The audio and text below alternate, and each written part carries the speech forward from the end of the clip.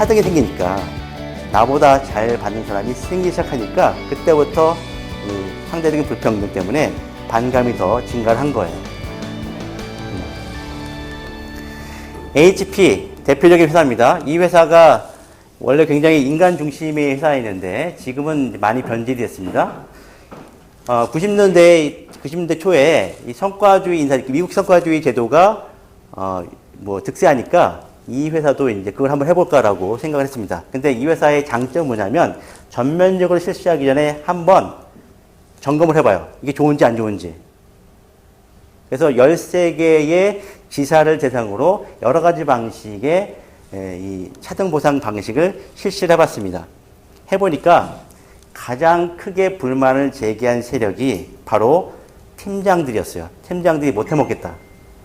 밑에 있는 말단 직원들이 아니라 팀장들이 못 해먹겠다라고 얘기했습니다. 왜?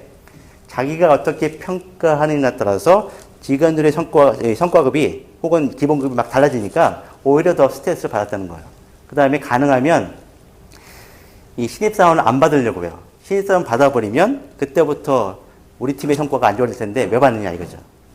당연히 팀 간의 협력도 깨지고요. 그래서 이제 이 회사가 하지 말아야겠다. 이런 아주 좋은 결론을 냈습니다. 원래대로 우리가 이 보상제도를 유지하자라고 결정을 내렸어요.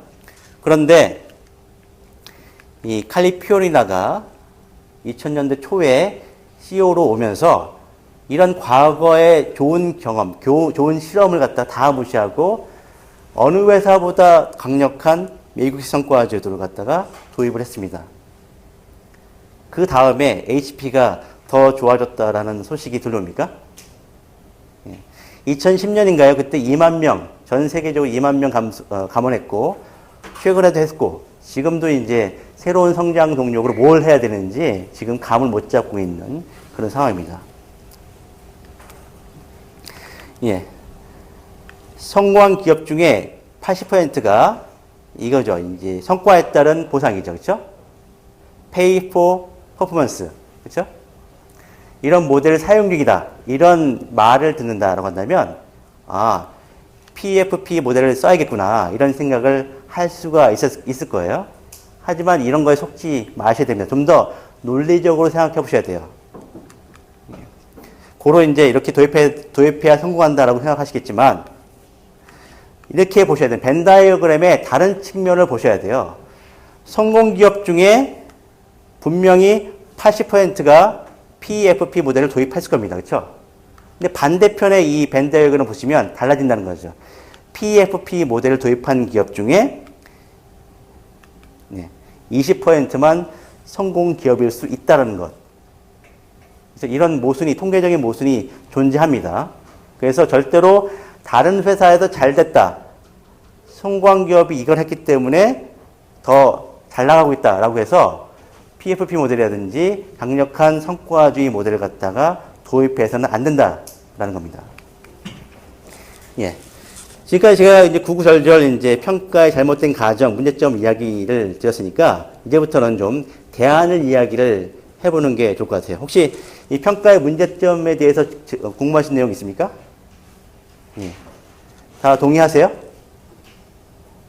네.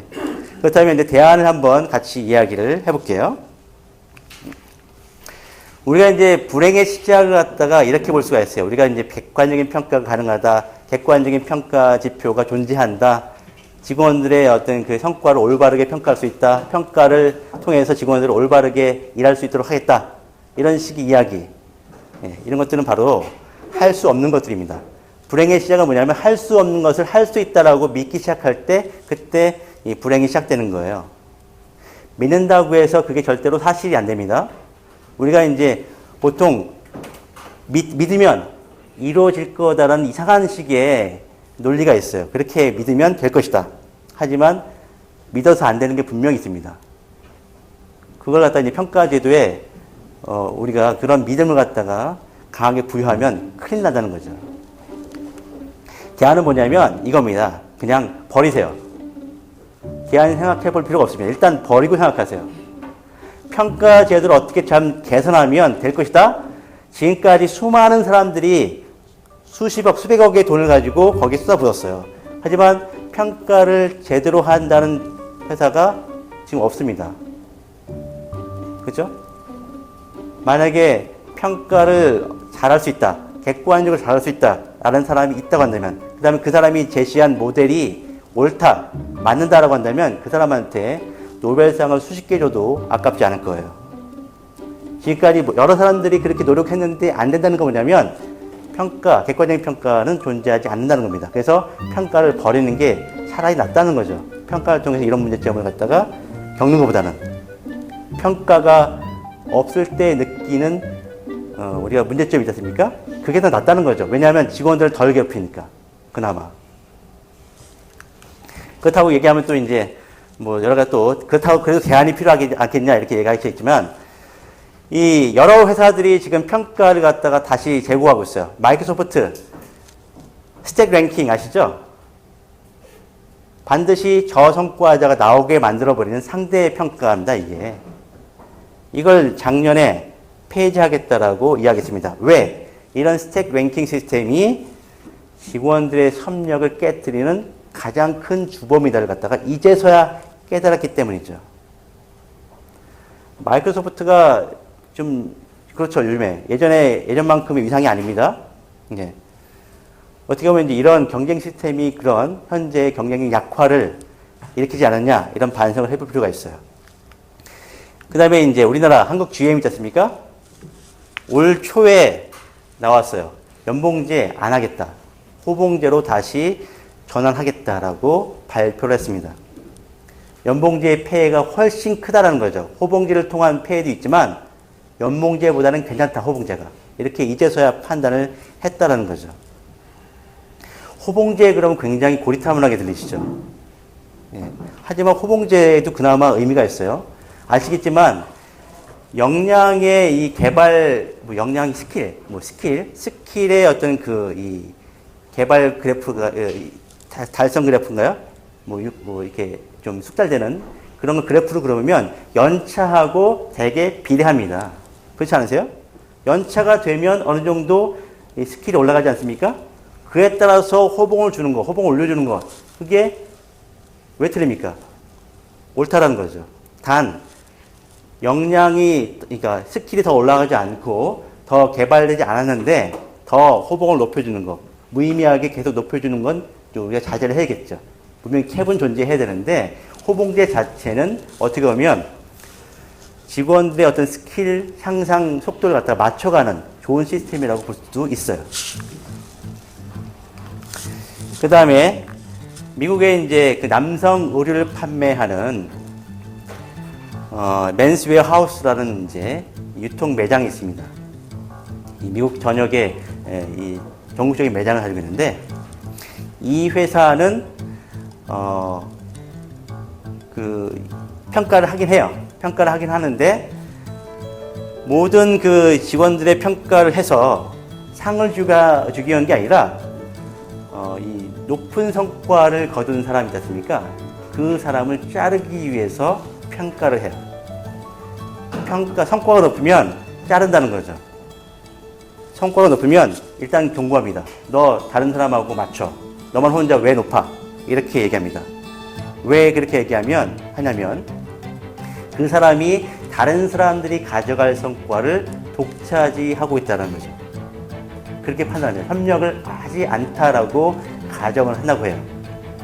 몇 번 경고를 줘도 계속 뛰어난 성과를 거두면 그 사람을 바로 해고합니다. 그럼에도 불구하고 좀 마진이 좀 박한 그런 유통업계에서 계속 좋은 성과를 내고 있어요. 여러분들 입지를 구축해 가고 있습니다. 그 다음에 이제 좀 더 큰 회사, 어도비 아시죠? 어도비. PDF, 그쪽 하는. 이 회사는 이제 2012년에 평가 제도를 전통적인 방식, 그러니까 웨이팅 방식의 평가 제도를 폐지했습니다. 그리고 체크인스라는 방식으로 전환시켰어요. 어떤 거냐? 바로 직원들의 코칭과 피드백을 기초로 한 그런 거죠. 우리가 평가제도의 맹점 중에 하나가 뭐냐면 어떤 사람이 일 잘한다 못한다 그런 피드백이 수시로 가야 됩니다. 그렇죠? 여러분들은 이제 어떤 분은 다 이제 자녀가 있을 텐데 자녀가 잘하거나 못할 때 피드백을 1년 있다가 한 번 하십니까? 안 하시죠? 그때그때 적극적으로 피드백 하려고 하실 거예요.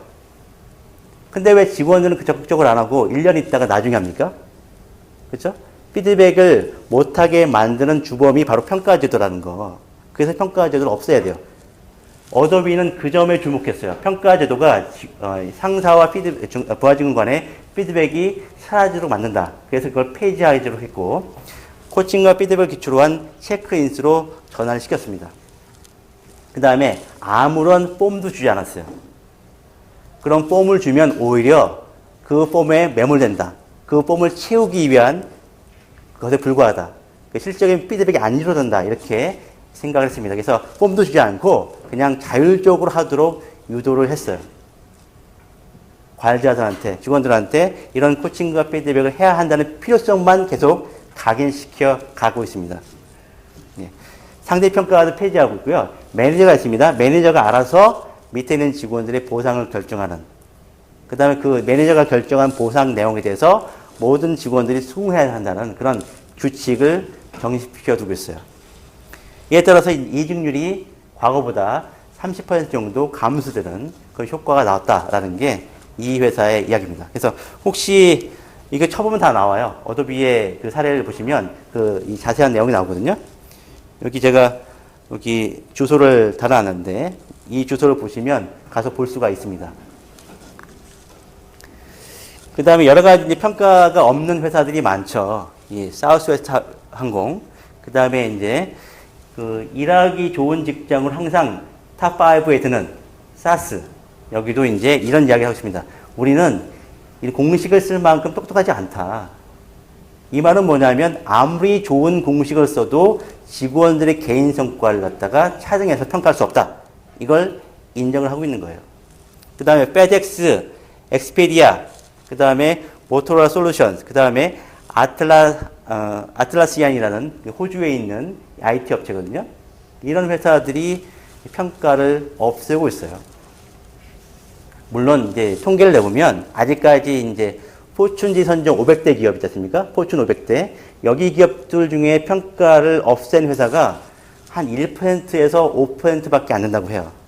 조사를 해보면. 아직까지 그 수는 작습니다. 하지만 평가에 대해서 우리가 과연 이게 필요한가? 이런 의심을 갖기 시작한 회사는 반이 넘어가고 있어요, 지금. 미국에서는.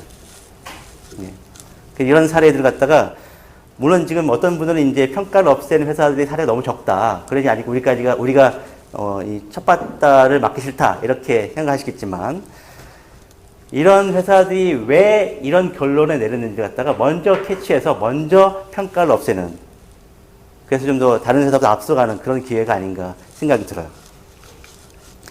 진정한 동기부여는 보상이 아니라 존중이죠. 다들 알고 계실 겁니다. 그렇죠? 존중을 위한 여러 가지 방식이 있겠지만, 예. 이런 이제 7가지 모델이 있다고 해요. 이런 7가지에 대해서 관리자와 직원들이 어떻게 잘 해 나가느냐가 중요한 관건이다라고 이제 이야기할 수 있는데, 뭐 자세하게 설명 안 드리겠습니다. 이 내용은 이제 아까 말씀드린 그 존중하라라는 책 있죠. 우리나라 제목으로 이제 존중하라라는 제목으로 번역된 그 책을 보시면 이 각각의 내용에 대한 자세한 스킬이 기술이 됐어요. 그 책을 한번 살펴보시길 바라고요. 가장 우리가 필요한 게 평가의 대안이다라고 말씀드릴 수 있는 건 뭐냐면 바로 피드백이다.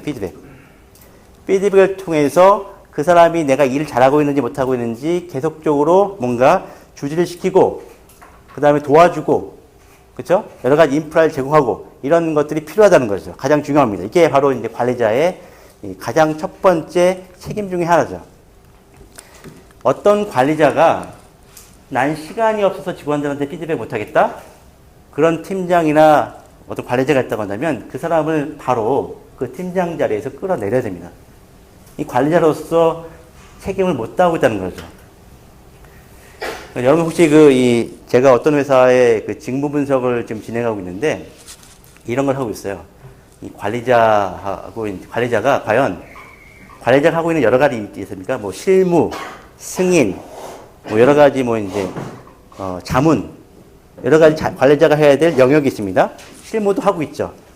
각각의 이 영역에 대해서 과연 얼마 정도의 시간을 쏟고 있는지를 갖다가 정량적으로 분석해 봤습니다. 어떤 팀장은 80% 이상을 실무를 하고 있어요. 여러분도 혹시 그런 케이스 없습니까? 예. 왜 실무를 하고 있을까요? 권한량을 못하거나 혹은 그 팀의 인원 자체가 얼마 안 돼서 실무를 할 수밖에 없겠죠. 근데 팀원도 충분하고 그 다음에 이제 여러 가지 요건도 좋아요. 그런데 본인이 맡고 있다. 실무만 죽어라고 있다. 라고 한다면 그 사람은 관리자로서 충분한 역량을 발휘하지 못하고 있다라고 판단해가지고 바로 내리거나 다른 사람을 고쳐야 됩니다. 그렇죠? 예. 피드백이 가장 중요한데 피드백을 이제 우리가 중요하다라고 이제 이야기하면 항상 직원들은 이렇게 또 반응합니다. 우리 팀장이나 우리 다른 상사들이 나한테 피드백을 해줘야 된다라고. 그러니까 피드백의 책임을 갖다가 이 조직의 책임으로 돌리는 경향이 있어요. 하지만 그건 옳지 않습니다. 개인의 발전은 바로 조직의 책임이 아니라 개인의 책임이에요. 결국은. 예. 회사한테 뭔가를 요구를 할 수 있지만 어디까지나 개인의 발전은 개인의 책임에 있다라는 전제하에 시작을 하셔야 됩니다. 우리가 아까 부모와 아이와의 관계가 아니라 각각 직원들은 성인이라고 말씀드렸죠. 성인이라고 한다면 본인의 발전은 본인에 있다. 책임은 본인에 있다라고 주지를 시켜야 됩니다. 그런 관점 하에서 인사지도가 움직여야 되는 거죠. 피드백도 마찬가지죠. 그래서 상사가 나한테 피드백 해주는 것이 아니라 본인이 나한테 피드백 해줄 사람을 갖다가 본인이 결정할 수 있도록 해줘야 돼요. 그렇게 하도록 하시는 게 더 좋습니다. 효과가. 실제로 많은 회사들이 그렇게 하고 있어요. 피드백 주체는 바로 직원입니다. 예. 그 다음에 피드백 할 때라도 이제 약점이 아니라 강점을 어떻게 하면 더 발휘할 수 있을지 그 점에 포커스를 맞춰서 피드백을 해 주셔야 돼요. 아까 말씀드렸듯이 역량은 쉽게 개발되지 않습니다. 없던 역량이 교육 몇 번 받는다고 해서 자라나지 않아요. 그렇다면 강점이 있는데 그 강점을 어떻게 살려낼 것인가 여기에 초점을 맞출 필요가 있다는 거죠. 그 점에 대해서 피드백 해주셔야 됩니다. 많은 직원들이 피드백 하라 그러면 단점만 생각하세요. 단점 지적해봤자 의미 없습니다. 기분만 상해요. 저처럼. 조직 부정자로 했으면 고치려고 하지 않고 회사를 나가려고 합니다. 그렇지 않습니까? 네. 실제 이런 사례들이 굉장히 많습니다. 여러분 찾아보지 않아서 그렇죠. 굉장히 외국에는 특히 미국에서도 이런 사례들이 굉장히 많아요.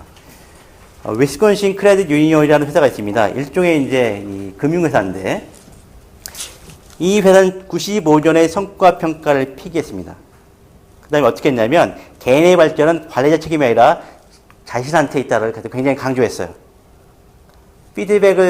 나한테 피드백 해줄 사람을 본인이 선택하고 있습니다. 그게 부하든 자기 부하든 상사든 옆에 있는 동료든 상관없습니다. 한 두세 명 정도를 뽑게 했어요. 그래서 수시로 피드백을 주고받도록 이렇게 유도해 나갔습니다. 피드백을 주고받도록 하는 데 있어서 여러 가지 필요한 툴과 도움이 필요하겠죠. 이걸 도와주는 것이 인사팀의 역할이다라고 규정을 했어요. 그러니까 인사팀의 역할도 바뀌어야 됩니다. 인사팀은 평가 제도를 만들어서 직원들한테 연봉 나눠주는 이런 식의 아주 저급의 일을 하는 것이 아니라 어떻게 하면 직원들 사이에 의사소통이 활발하게 일어나는지 이걸 극도화시켜주는 방법이 무엇인지를 갖다 연구하고 그 다음에 그 방법을 가르치고 인사팀도 다른 팀한테 피드백 받고 이런 역할을 해야 되는 게 새로운 인사팀의 어떤 그 위상이다라고 볼 수가 있어요. 그렇죠? 그 다음에 이쪽 회사는 이 조직 목표를 달성했을 경우에만 이 프로핏 쉐어링을 하는 그런 방식을 취하고 있습니다. 그 다음에 GM 파워 트레인, 그러니까 GM한테 이 엔진하고 이제 미션 이런 걸 이제 제공하는 이 회사인데 에드워드 데밍 박사의 자문을 받아가지고 이 회사는 평가 제도를 폐기했어요. 그 다음에 평가 없애고 피드백 결과도 보상과 연계시키지 않았습니다. 마찬가지로 자기한테 피드백 해줄 사람을 갖다가 본인이 선택하도록 했어요. 그래서 이제 모든 자율성을 부여하고 그 다음에 인사팀의 역할도 교육에 있다. 그러니까 피드백을 어떻게 하면 잘할 수 있을지 교육시키는 영역 쪽에 굉장히 집중해 있다라는 것이 이 회사의 사례입니다. 그 다음에 글렌로이라는 회사 있습니다. 잘 못 들어봤겠지만 이 약품 포장지 있죠. 캡슐 포장지라든지 이걸 만드는 회사예요. 이 아주 알짜 회사인데 이 회사는 과거부터 지금까지 모든 인사 자료가 있습니다. 그렇죠? 인사평가 자료 이런 것도 있지 않습니까? 이런 걸 한데 모아놓고 불태우는 그런 화형식을 거행했습니다. 아주 이제 상징적으로 이제부터 우리 평가 안 한다는 걸 갖다가 직원들한테 보여준 거죠. 그 다음에 모든 과정을 갖다가 모든 경영의 의사결정 과정을 직원들한테 공개했습니다. 그래서 임원회의에 반드시 직원 대표가 참가를 하도록 했어요. 모든 걸 다 투명하게 노출시켰어요. 성과급 메리페이 다 폐지하고 그 다음 집단보상제도. 그러니까 조직 전체의 성과가 높으면 회사 전체의 성과가 높으면 그에 따라서 이제 이익을 쉐어하는 방식으로 직원들한테 보상을 했습니다. 개인 차등이 없게 했다는 것이죠. 그 다음에 특별한 건 뭐냐면 이제 모든 승진을 갖다가 잡포스팅 방식으로 전환시켰어요.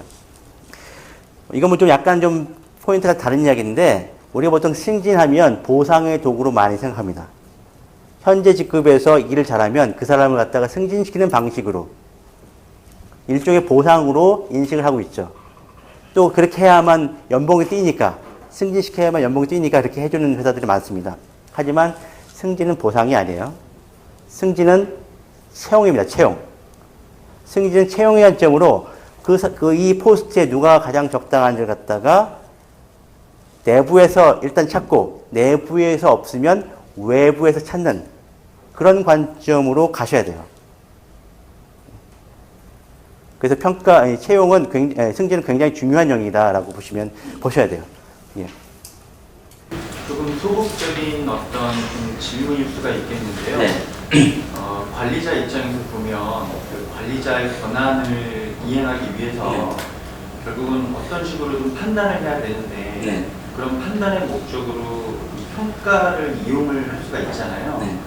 지금도 이제 그 어떤 그 승진 관련해서 좀 말씀해 주셨는데 승진하게 되면 이제 권한과 책임도 물론 있지만 권한을 이제 수행할 수가 있는데 그 권한을 수행하기 위해서 어떤 식으로든 이제 권한을 쓰잖아요. 그러면 그 권한을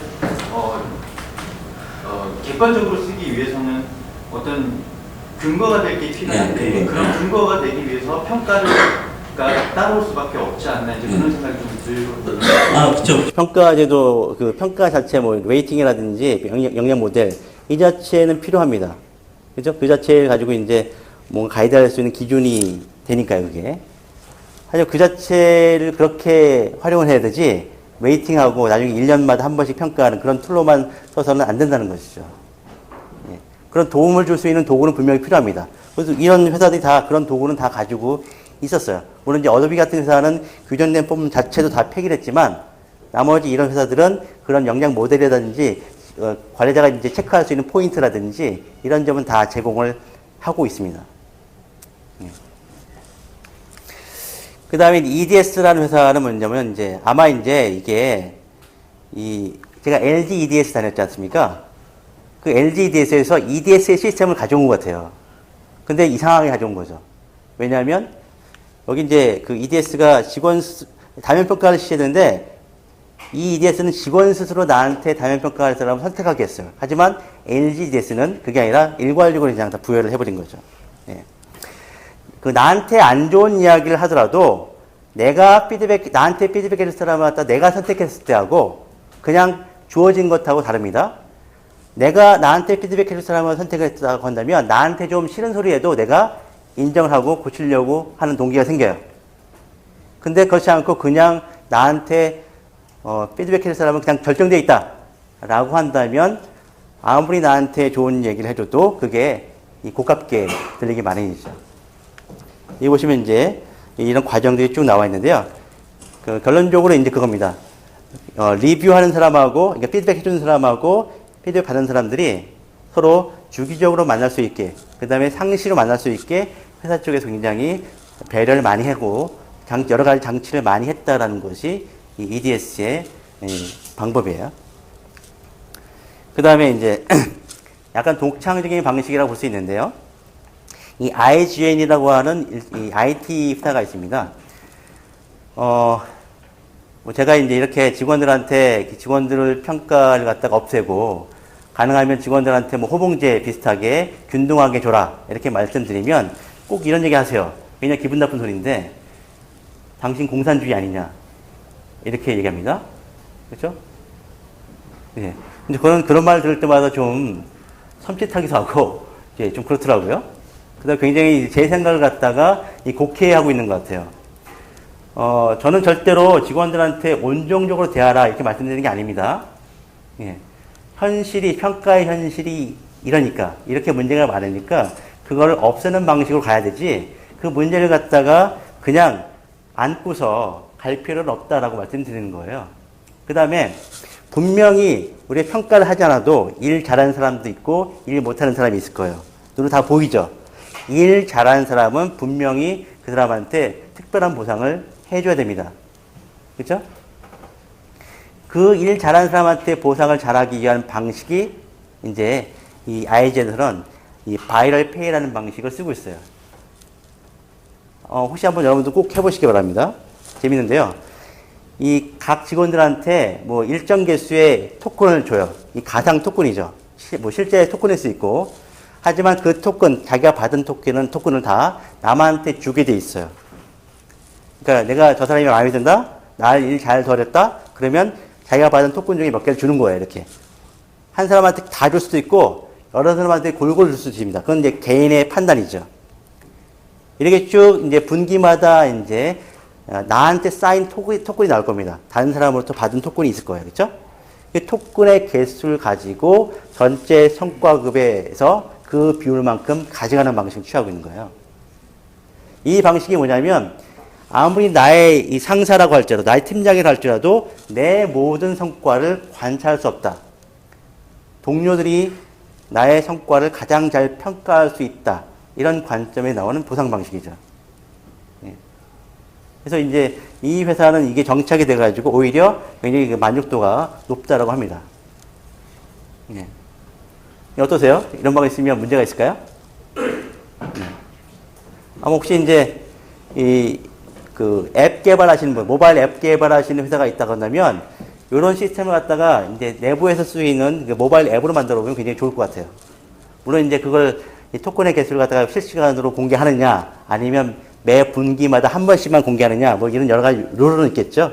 그 룰만 잘 정하시면 직원들한테 더 일을 잘할 수 있는 어떤 동기를 뭐 끌어내지 않을까, 이런 이제 생각해 봅니다. 그래서 제가 이제 다른 회사들한테 컨설팅을 이렇게 해요. 분명히 일 잘하는 사람은 있습니다. 각 팀마다 혹은 각 사업부마다 분명히 있어요. 그런 사람들을 갖다 추천 방식을 올려라 이거죠. 이 사람이 우리 조직의 스타다, 우리 부서의 스타다라고 올려요. 그러면 올라온 그 스타들을 임원들이 쭉 보고, 그 결과를 이제 토론하는 거죠. 이 사람이 성과가 높으니까 특별한 보상을 해줘야 된다. 이렇게 서로 디베이트가 되겠죠. 거기서 결정이 된 사람이 분명히 있을 겁니다. 그 사람한테 남들과는 다른, 그러니까 비누적식 보상을 해줄 수가 있다라는 것이죠. 예. 그 다음에 이제 썩은 사과가 분명히 있을 거예요. 썩은 사과. 예. 잘못 뽑은 사람 분명히 있습니다. 저는 기본적으로 이제 이 무임스타자는 조직에 분명히 존재할 수밖에 없다라고 말씀드려요. 조직이 100명이면요, 한 10명 정도는, 10% 정도는 무임스타자가 분명히 있는 것 같아요. 그 10명을 내보내면 무임스타자는 또 생깁니다. 그 무임스타자의 10% 룰이라고 할 수가 있는데, 10% 정도는 항상 존재를 하는 것 같아요. 그 사람을 갖다가 없애기 위해서, 저 인간이 일을 안 하는 게 꼴보기 싫어가지고 평가 제도를 도입하는 회사들도 있습니다. 그 사람을 내보내기 위해서. 근데 괴롭히는 건 누구죠? 일을 잘하고 있는 대부분의 직원을 괴롭힌다는 거예요. 예. 몇 명을 내보내려고. 그렇죠? 그렇기 때문에 일 잘하는 직원을 괴롭히지 않으려면 아예 평가 제도를 하지 않는 것이 옳은 방법이죠. 그냥 무임차자를 갖다 그냥 놔두는 게 더 낫습니다. 그 다음에 그 사람은 이제 여러 가지 방식으로 괴롭힐 수 있어요. 평가가 아니더라도. 어려운 일 시킨다든지. 그 다음에 뭐 다른 뭐 방식의 이제 조치를 여러 가지 뭐 다른 그 부서로 배치한다든지 이런 조치를 취할 수 있거든요. 그래서 그 사람한테 새로운 기회도 부여하면서 일을 잘할 수 있는 기회를 주고, 그래도 안 되면 그 사람을 이제 사직시키는 방식을 분식이 우리가 연구할 수가 있습니다. 근데 그런 걸 하기 싫어서, 그 손에 피 묻히기 싫어가지고 평가 제도라는 그 제도 속에 숨는 그런 비겁한 관리자와 경영자가 많다라는 거, 우리 생각을 해볼 필요가 있어요. 그 다음에 이제 뭐 이런 제안도 있더라고요. 이런 책이 있는데, 크라우드 소싱 방식으로 직원들의 퍼포먼스를 측정하는 그런 방식도 있습니다. 이건 제가 이제 책을 읽어보지 않았어요. 왜냐하면 어저께 발견했기 때문에. 그래서 혹시나 이 책이 궁금하시면 바로 이제 뭐 이 캔들 같은 데서 다운받을 수 있으니까 한번 읽어보시길 바랍니다. 근데 아마 제가 보기에는 그 IGN에서 했던 그 바이럴 페이 방식이 있었으니까 그것하고 비슷한 방식이 아닌가 이렇게 생각이 들어요. 아까 말씀드렸죠. 예. 썩은 사과는 철저하게 제거를 하셔야 됩니다. 일 잘하는 사람을 발굴하는 건 중요하지만 썩은 사과 때문에 일 못 잘하는 사람들이 괴로움을 당하는 경우가 많거든요. 그런 방식은 평가가 아니다. 다른 방식으로 충분히 할 수 있다. 용기만 가지고 할 수 있거든요. 그 다음에 인사의 방향을 좀 정리해 보겠습니다. 평가를 통한 총대가 아니라 권한 이양 자율.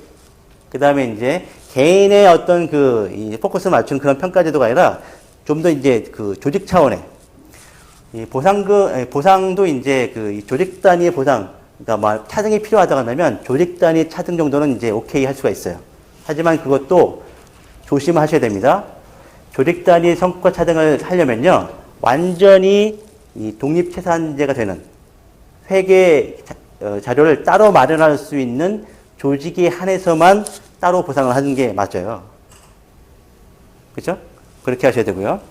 그 다음에 이제 연례 이벤트가 아니라 항상 그때그때마다 피드백이 줄 수 있고 받는 그런 체계를 가져가야 되고요. 결과 측정이 아니라 과정 개선 중심의 인사 혹은 피드백, 이걸 꾸준히 밀고 가실 필요가 있습니다. 가장 큰 내부의 적은 바로 인사팀이더라고요. 예, 아시겠지만. 예, 인사팀이, 제가 이런 방식의 인사팀에 얘기를 하면요, 항상, 저한테 뭐 살이 없느냐, 또 이렇게 평가를 없애서 발생하는 문제에 책임질 수 있느냐, 이런 말씀을 하시더라고요. 분명히 이제 평가의 여러 가지 문제점을 인식하고 있으면서도 움직이지 않으려고 해요. 왜 움직이지 않을까요? 평가를 없앴다가 본인들이 당할 그 어떤 그 피해, 비난, 이걸 두려워하기 때문이죠. 그래서 가장 변하지 않는 조직이 인사 쪽에서는 인사팀인 것 같아요. 또 컨설팅 쪽에서는 이제 이 컨설턴트들이, 특히 HR 컨설턴트들이 가장 이 미국식 성과주의 쪽에 너무 천착이 돼가지고 이 다른 쪽을 보려 하지 않는 그런 경향이 있는 것 같습니다. 예, 그러니까 이제 제가 평가의 문제점하고 이 대안을 갖다 쭉 한번 살펴봤는데요. 질문 있으면 지금부터 해 주시기 바랍니다. 예. 썩은 사과를 제거하려면 어떤 방법들이 있을까요? 썩은 사과를 제거하려면요, 본인이 썩은 사과임을 주지시켜야 됩니다. 예, 본인이 다른 사람을 충분히 괴롭히고 있다. 다른 사람들이 성과를 발현을 시키지 못하게 방해하고 있다는 점을 분명히 주지시켜야 돼요. 평가를 통하지 않더라도 피드백을 통해서 분명히 할 수가 있어요. 근데 그 사람이 그런 말을 듣고서도 전혀 성과 개선의 여지가 없다라고 판단될 때는 권고사직을 유도해야 됩니다. 네. 또 한 가지는 이제 평가가 없으면 그 조직 전체의 어떤 퍼포먼스가 이게 뭐랄까요, 부주의지거나 경영 성과에게 굉장히 문제지는 그런 거는 없지는 않을까요? 그럴 우려를 많이 하시죠. 하지만 그렇지 않다라는 것이 제 생각인데, 왜 그러냐? 아까 쭉 말씀드렸지 않습니까? 뭐 여러 가지 뭐 어도비라든지 다른 회사의 사례도 이제 나왔고요. 그 다음에 평가가 없으면 굉장히 직원들이 그때부터 진짜로 내가 이 일을 위해서 무엇을 열심히 해야 되는지 그때 잘 판단하기 시작해요. KPI를 달성하기 위한 게 아니라 내가 어떻게 하면 진짜 열심히 일할 수 있을지 갖다 그때부터 연구할 수 있는 마음의 여유가 생기거든요. 저는 그런 여유가 오히려 기업의 성과를 높인다라고 생각을 하고 있습니다. 네. 그 영업조직이 위주인 회사들은 아무래도 판매율, 생산율 이런 것들 평가를 많이 하게 되는, 지금 지표를 좀 많이 하게 되는데 그런 게 없다고 한다면 아무래도 좀 저하되는 부분이 있지 않을까라는 생각은 들거든요. 그러니까 놔둬서 잘하겠지라는 관점도 있지만 뭔가 그 가이드나 이런 틀이 없으면 안 지켜지는 것들, 좀 개인적인 나태해진다든지 이런 것들 관리적인 부분이 있어서 영업 중심의 좀 아무래도 국내는 많다 보니까 그런 회사들의 좀 요소도 있지 않을까. 그 여러 가지 뭐 가이드라든지 그렇죠, 조언이라든지 이거 분명히 필요합니다, 그렇죠. 영업하는 사람한테 어떻게 해야만 잘할 수 있을지 충분히 회사 측에서 노력을 하셔야 돼요, 그렇죠. 그런 노력을 갖다가 평가로만 할 수가 있을까요? 평가를 해야만 잘하나요? 평가가 아니라 아까 쭉 말씀드렸던 이런 피드백 체계를 가지고 충분히 할 수 있는 이 방법이 있습니다. 영업 특히 개인 성과를 보면 잠재 고객, 그러니까 이제 능력 있는 팀원들이 분명 있잖아요. 그러니까 있는데 잠재 고객 조금만 더 땡기면 딱 끌어당길 수 있는 고객인데 쟁여두는 분들이 있더라고요.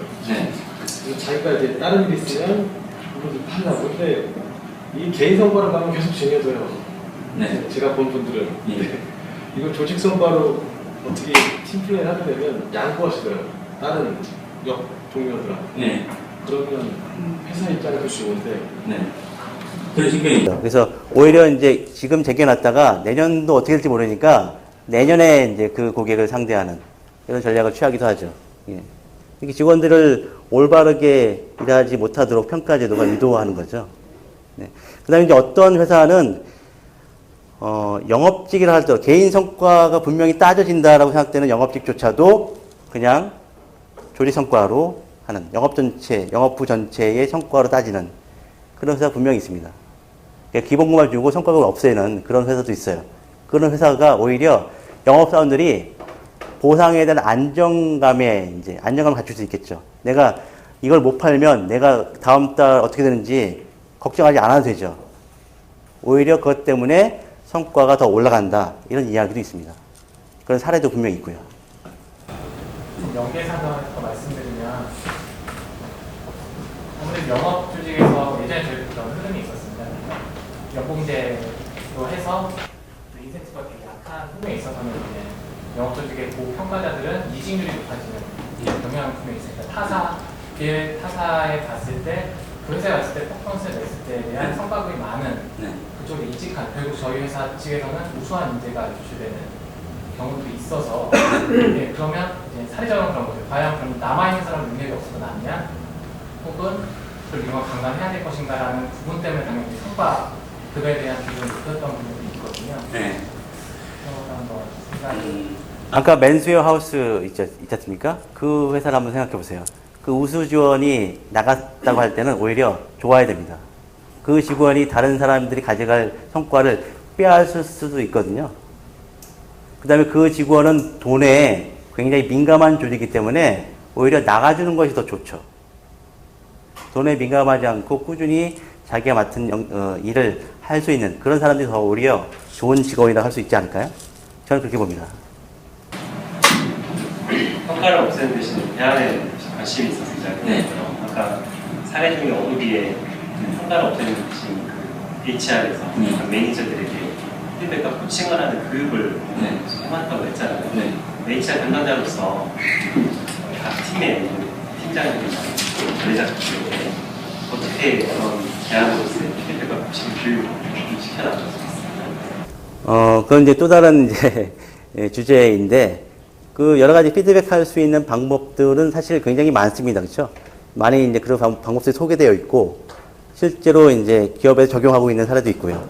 그건 나중에 한번 이제 이야기를 하시는 게 좋을 것 같습니다. 그건 굉장히 또 광범위한 또 영역이기 때문에. 이제 평가를 벌여라 했을 때 조금 의문이 들었던 것이, 그러면 아까 말씀하신 것처럼 퍼포먼스 데이터 컬렉션 하지 말라는 뜻인가? 그건 아닐 것 같고, 퍼포먼스 피드백을 하지 말라는 얘기인가? 지금 강의를 들어보면 이제 그거는 아닌 것 같아요.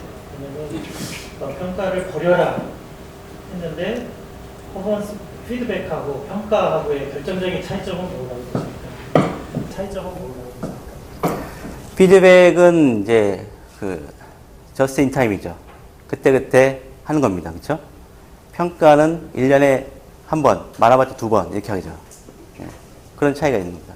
또 저런 차이도 있을까요? 피드백은 다분히 좀 정성적인 컨텐츠가 많은 데 비해서 평가는 좀 상대평가 위주로 정상적으로 그냥 줄 세우기. 실질적인 성과 뭐 향상에 도구가 되지 못한다는 거죠. 평가는. 지금 말씀해 주신 부분과 연결되는데요. 그러니까 평가를 개념 정의를 할 때 평가라는 부분이 있고 피드백이라는 부분이 있고 보상 기준이라는 부분이 있고 얘기를 들어보니까 그러니까 평가를 보상 근거로 봐야 될지 평가를 피드백으로 봐야 될지에 따라서 얘기의 논의가 달라질 것 같은데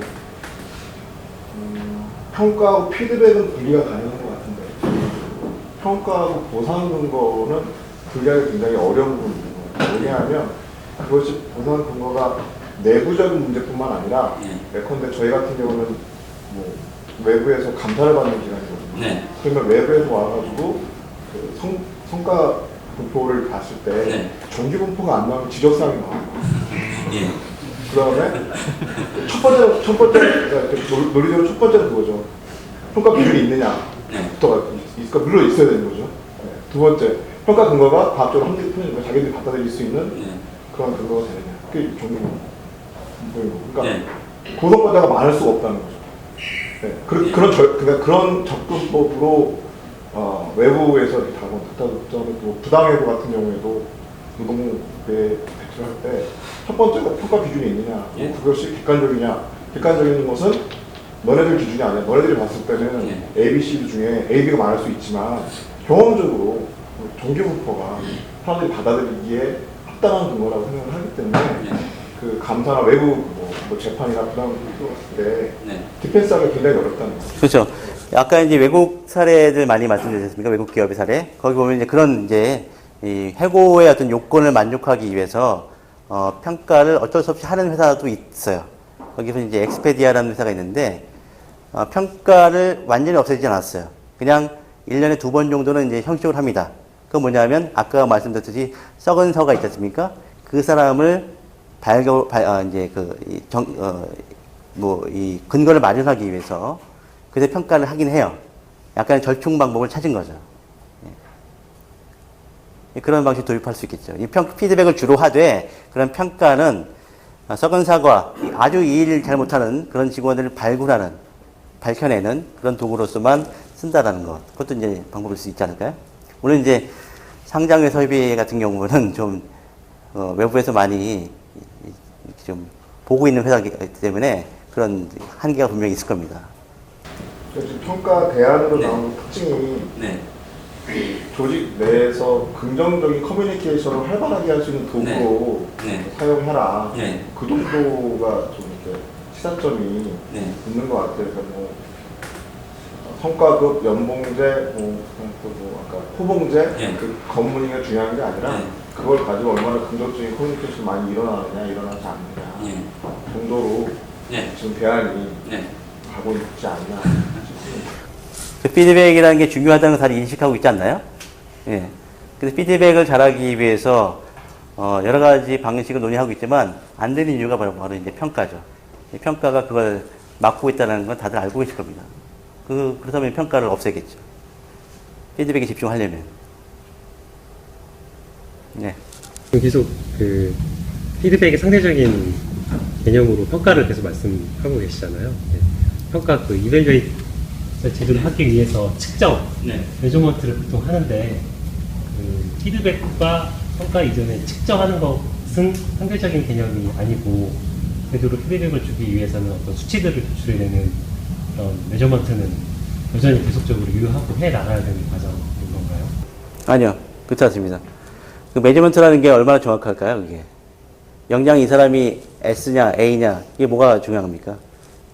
별로 중요하다고 생각 안 하는데. 정확한 어떤 측정 없이 판단을 하는 평가가 아닌 어떤 그 피드백 그건 어떻게 이루어지는 건가요? 무엇을 근거로? 그 사람이 평소 보이는 행동이지 않습니까? 행동 자체, 보통 이제 피드백의 어떤 스킬을 뭐 간단하게 말씀드리면 모델이 있어요. 행위, 영향, 기대. 이 세 가지 절차가 있습니다. 어떤 사람이 어떤 행동 보인다, 잘했다, 못했다, 라고 하면 그 행위에 대해서 구체적으로 이야기를 해줘야 돼요.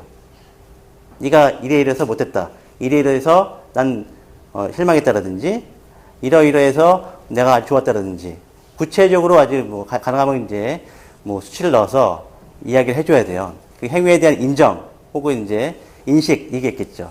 두 번째는 뭐냐면 그런 행위로 인한 영향을 이야기해줘야 돼요. 그렇게 네가 이렇게 해서 어떤 조직 전체 혹은 너 개인의 혹은 회사 전체에 어떤 영향을 끼칠 것 같다라고 이야기해 주는 거예요. 그 다음에 앞으로 어떻게 해달라는 기대로서 마무리합니다. 행위, 영향, 기대. 이 세 가지 모델에 대해서 이 세 가지 절차를 갖다가 숙달시키는 것이 사실 인사팀의 역할이에요.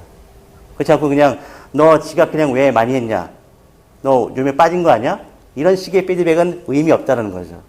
지각을 하더라도 그 얼만큼 지각했는지, 그 다음에 그 지각으로 인한 조직 전체에 미칠 영향을 얘기해 줘야 되고, 그 다음에 앞으로 어떻게 하면 그 지각하는 것에 대해서 줄일 수 있을지 그 방법을 이해해 주면서 이제 기대로 마무리 짓는 그런 세 가지 절차가 분명히 필요합니다. 그게 피드백이죠. 그런 건 전혀 거기에 매저먼트라는 내용이 들어가지 않습니다. 이 사람이 뭐 어떤 뭐 창의력이니 문제 해결력에 대해서 뭐 S, A, B, C, D 이게 전혀 없다는 것이죠. 그러면 그 과정 중에 그 사람이 하는 어떤 업무, 과업에 대한 과업될 수 있고 태도가 될 수 있고 평가자가 생각하고 있는 중요한 부하 직원들한테 기대하고 있는 어떤 성과의 모습이 있을 거예요. 그런 모습을 자기가 계속적으로 유지시켜 나가야 되는 거죠. 그런 피드백을 통해서. 그런 과정들을 통하면 결국에는 성과도 더 우수하게 창출될 수 있다라고 믿고 계시는. 그렇지 않을 수도 있죠. 근데 전 피드백 자체가 뭐 이렇게 굉장히 그 도깨비 방망이처럼 조직 성과를 높인다 이렇게 보지는 않아요. 그 각자의 직원들이 가지고 있는 동기지 않습니까? 내적 동기. 적어도 그런 내적 동기는 저하시키지 않는 것이 피드백이다 이렇게 보는 거예요.